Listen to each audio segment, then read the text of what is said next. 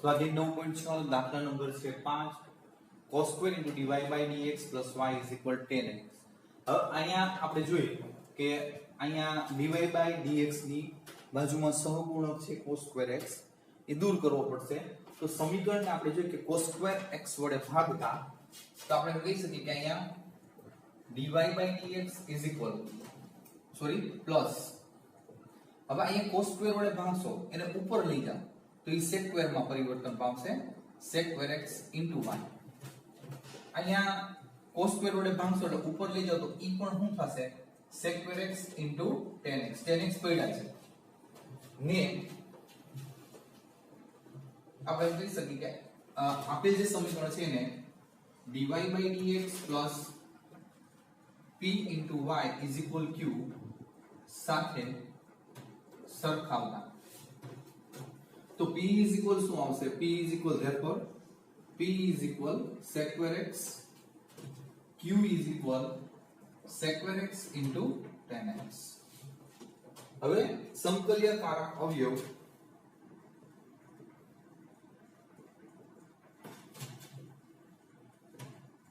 if integrating factor is equal e raised to integration p dx e raised to integration p is equal sec²x into dx. તો sec² નું સંકલન તમને ખબર છે આપણે જોઈએ કે tan² e raised to 10x e raised to 10x. હવે બાળકો આ જે સમકલ્યકારક અવયવ ઇન્ટિગ્રેટિંગ ફેક્ટર છે આપણે જોઈએ કે ડાયરેક્ટ તમારે સમીકરણ જોતું હોય બરોબર છે આપણે જોઈએ કે વિકલ સમીકરણનો ઉકેલ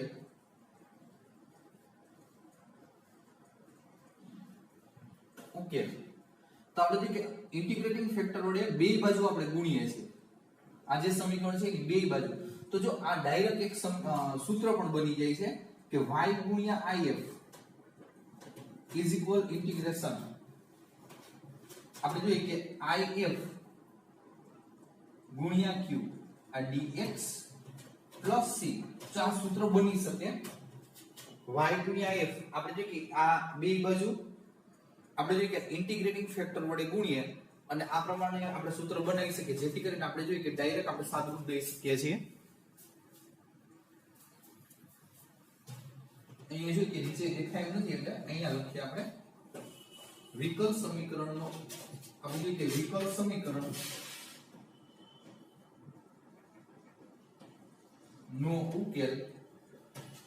તો આપણે કહી શકીએ કે y ગુણ્યા if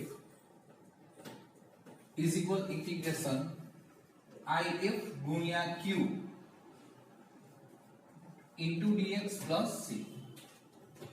બરોબર આ એક સૂત્ર બનાવી શકાય. હવે આમાં આપણે કિંમત મૂકીને સાદુરૂપ દઈએ એટલે ડાયરેક્ટ આન્સર આવી શકશે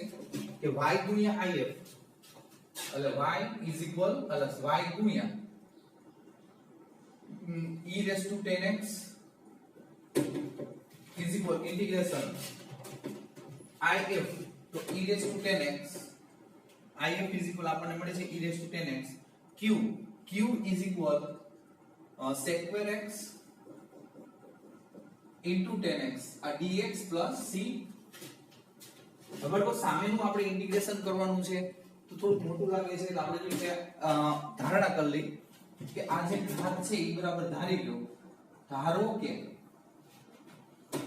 10x is equal to તો 10 નું વિકલન therefore sec²x dx is equal dt. તો તમે જોઈ શકો આ બે ના સ્થાને sec²x dx ની જગ્યાએ તમે dt લખી શકો તો આપણે કહી શકીએ કે y into therefore e raised to 10x is equal તો અહીંયા આપણે સાઈડમાં સંકલન કરવાનું ધારણા કરેલી છે e raised to t into આ 10 ની જગ્યાએ ફરી પાછું t અને આ અંડરલાઈન કીધી છે sec²x dx is equal dt તો આપણે અહીંયા dt લખી શકીએ અને પ્લસ c. તો બાળકો આનું તમારે ખંડોસર સંકલન કરવું પડશે ફરી પાછું તો આપણે જોઈ શકીએ કે લ પ્ર 2 3 ઘા એ અનુસાર આપણે જોઈએ કે इंटीग्रेशन t પેલા જોશે e raised to t into dt plus c therefore બરાબર t એમ નો integration e raised to t minus dt અહીંયા પછી માઈનસ આપણે એમ કહી શકીએ કે close bracket d by dt into t integration e raised to t into dt plus c તો t into e raised to t નું સંકલન e raised to t જ રહેશે માઈનસ इंटीग्रेशन t નું 1 થઈ જશે ગુણ્યા e raised to t નું સંકલન e raised to t into dt plus c તો બાળકો 1 into e raised to t is equal e raised to t તો e raised to t નું સંકલન e raised to t નું સંકલન e raised to t જ આવશે plus c તો આપણે જે કે t ની જગ્યાએ આપણે વેલ્યુ મૂકી દઈએ 10x તો t into e raised to 10x minus e raised to 10x plus c હવે e raised to 10x અહીંયા t છે તો t ની જગ્યાએ 10x into e raised to t e raised to 10x minus e raised to 10x હવે આમાંથી બેમાંથી common કાઢવાના થાય તો તમે વિચારી શકો અહીંયા આપણે જોઈએ કે e raised to 10x common તો અહીંયા લખી શકો 10x minus 1 plus c બેમાંથી e raised to 10x common તો 10x minus 1 plus c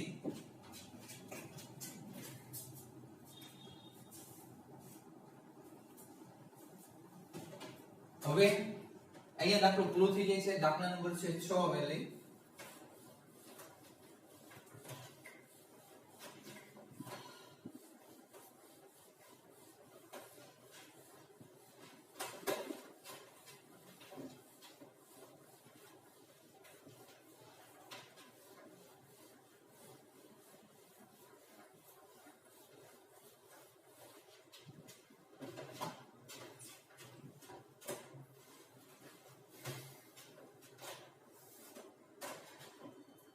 number 6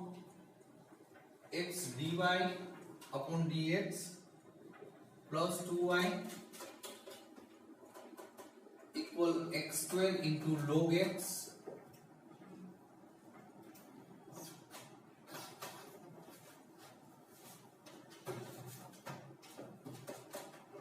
અહીંયા બાળકો આપણે x વડે ભાગવા પડશે કારણ કે dy by dx નો સહગુણક x છે તો આપણે x વડે ભાંગીએ તો અહીંયા dy by dx અહીંયા x વડે ભાંગો એટલે અહીંયા 2 by x કરી નાખી into y x વડે ભાંગશો એટલે x into log x ને આપણે એમ કહી શકીએ કે dy by dx plus p into y is equal q સાથે સરખાવતા ready therefore p is equal 2 by x q is equal x into log x અહીંયા આપણે એમ કહી શકીએ ઇન્ટિગ્રેટિંગ ફેક્ટર સંકલ્ય કારક અવયવ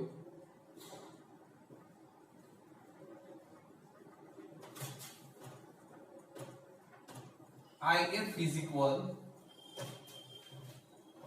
e raised to integration p into dx e raised to integration p is equal 2 by x હવે એ 2 છે આગળ લઈ લો 1 upon x into dx કરી નાખી હવે 2 સોરી e હવે અહીંયા 2 1 upon integration 1 upon x dx log x થઈ જશે સ્ક્વેર ઉપર લઈ લો તો આપણે અહીંયા શું કહી શકીએ કે e raised to log x square સૂત્ર અનુસાર અહીંયા મળશે આપણને x square e raised to log x square is equal x square હવે આપણે જે સમીકરણ બનાવ્યું હતું વિકલ સમીકરણનો ઉકેલ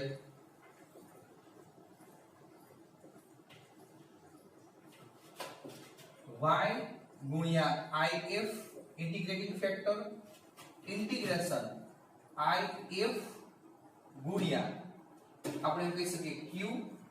into dx plus c આ આપણે જોઈએ કે આપણે લખવું પડતું હતું કે બંને બાજુ if વડે ગુણતા ઇન્ટિગ્રેટિંગ ફેક્ટર વડે ગુણતા એવું લખવું ન પડે આ ડાયરેક્ટ સૂત્ર જેવું જ બની જાય હવે y ગુણ્યા if if is equal x square into q. Q is equal x log x into dx plus c. Therefore y into x square is equal x cube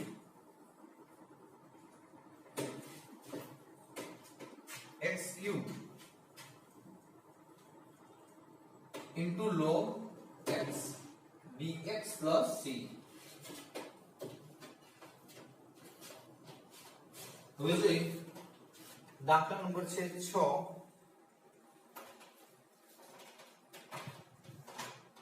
હવે આનું પણ બાળકો તમારે ખંડસ્થ સંકલન જ લેવું પડશે કે x³ લવ પ્રવાહ 2 ત્રિઘાત એ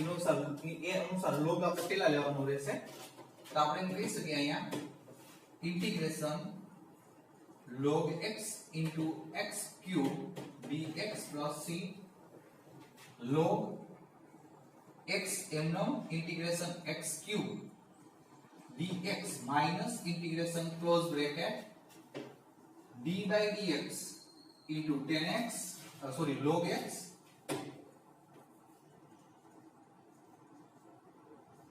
integration x³ dx plus c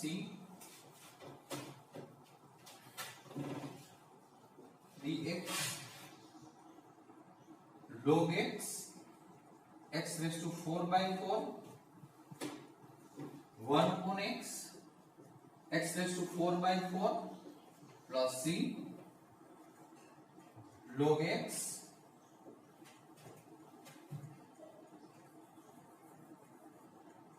x raised to 4 into log x by 4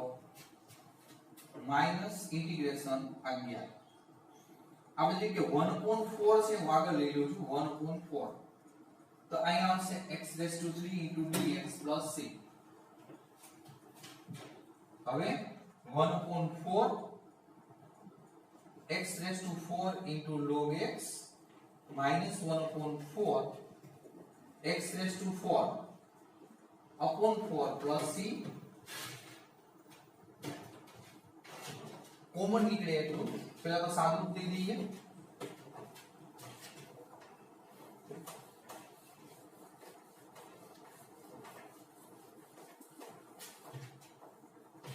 So 1/4 x raised to 4 into log x minus 1/16 x raised to 4 plus c. હવે અહીંથી જેટલું કોમન નીકળેલું કાઢીએ તો આપણે 1/16 નાનું હશે પછી x raised to 4 કોમન તો અહીંયા આવશે 4 log x તમે વિચારી શકો કે 1/16 છે કોમન કાઢ્યા એટલે અહીંયા આવશે 4 log x x raised to 4 common આખો પાર્ટ છે કોમન એટલે 1 વધશે પ્લસ c બરોબર. હવે વધારે કઈ સાદું આવતું નથી આન્સર માં જોઈએ.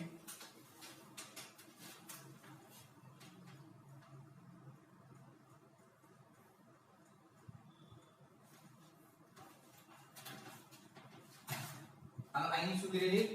ખબર તો આગળ છે આ આપણે જોઈએ કે y into x² છે આગળ આવશે અહીંયા આપણે જોઈએ કે y into x². હવે અહીંયા શું કર્યું છે x² વડે ભાગી નાખ્યું છે બે બાજુ તો આટલું તમને મળશે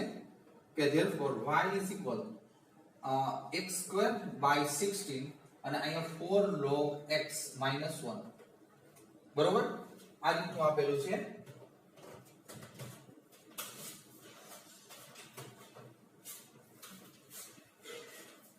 ઇન્ટુ અહીંયા પ્લસ c ઇન્ટુ x² બે બાજુ આપણે જોઈએ કે x² વડે ભાગ્યા છે. અહીંયા આપણે જોઈએ કે આ દાખલો પૂરો થઈ જાય છે બે વખત જોઈ લેવાનું સરળ જ છે.